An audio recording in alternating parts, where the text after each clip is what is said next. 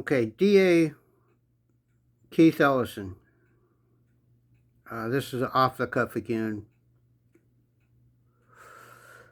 I don't know if you're going to get this video, and I don't know if the right people are going to get the video, but it doesn't matter. I mean, it's my opinion. I'm going to voice it. So whoever it falls on, it falls on. But I hope you get this, all right? I was in the military for 13 years. I got out disabled. But for as long as I can remember, from basic training until I left the Army, places of worship were off limits to invasion. When we went to the South Korean war, okay, and we defended South Korea from invasion,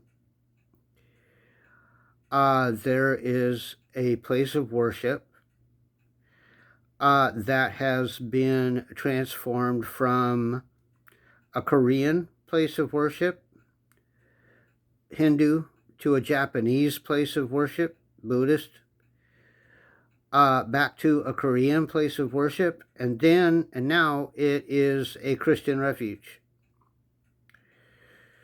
It is considered a holy place, and the United States made sure that this holy place was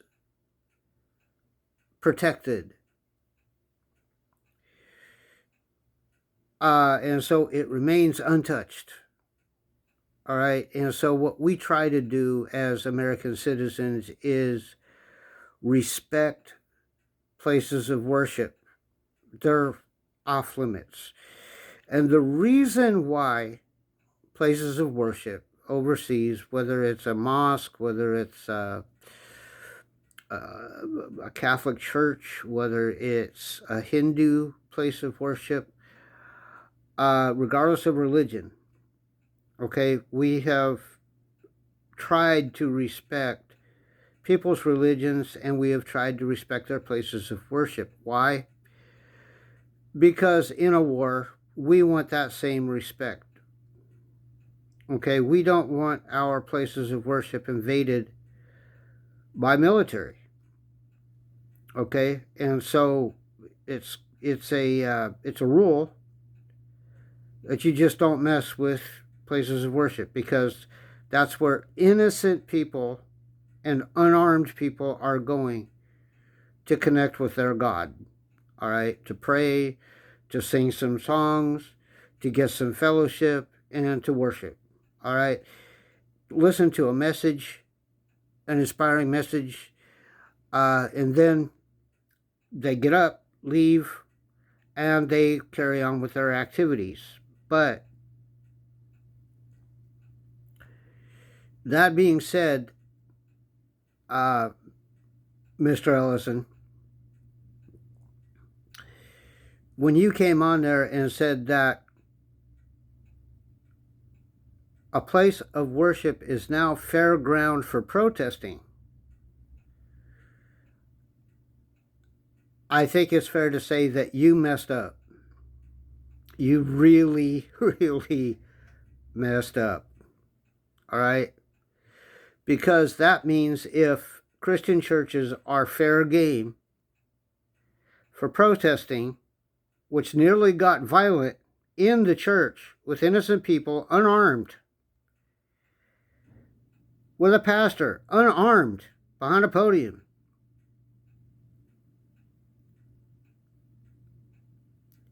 that means that all other places of worship are open now, particularly if they're in the United States.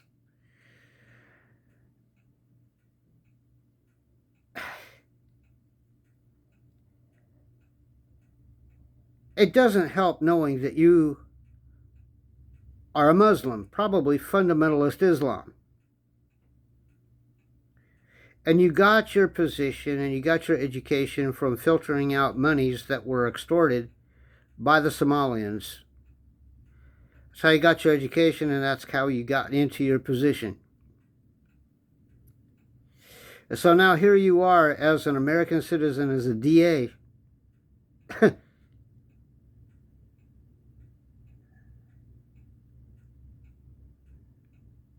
What are you fighting for?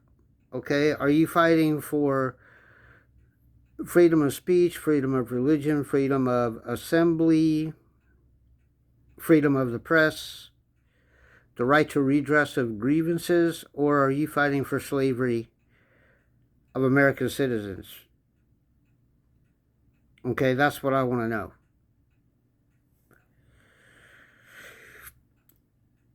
You've also advocated for LGBT, and most of these protesters are actually Democrats who are LGBT, and a state representative who is actually encouraging people to, because, you know,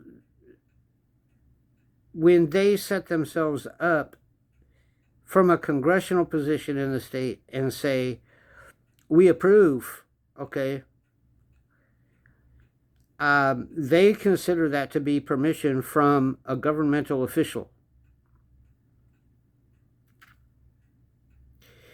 And so what you guys are doing is, you guys and Tim Walz are doing, is you are encouraging the destruction of Minnesota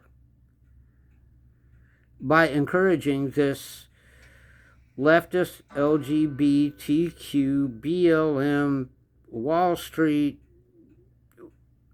99%.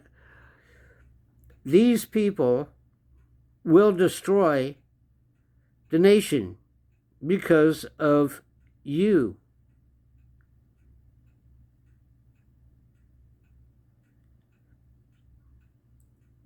And now you've said places of worship, churches, sanctuaries, probably Christian and Jew, are fair game.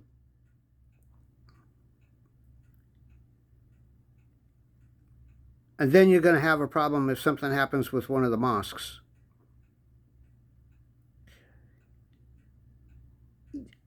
I'm telling you, you need to stop and you need to pull this back.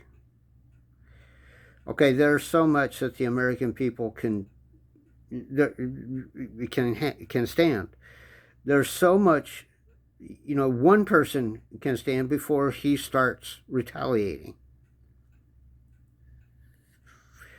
And now you've violated people's families in a church. Not long after an LGBTQ representative went into a church, shot up the place, and killed, I think it was 3 people and injured 2. What are you doing?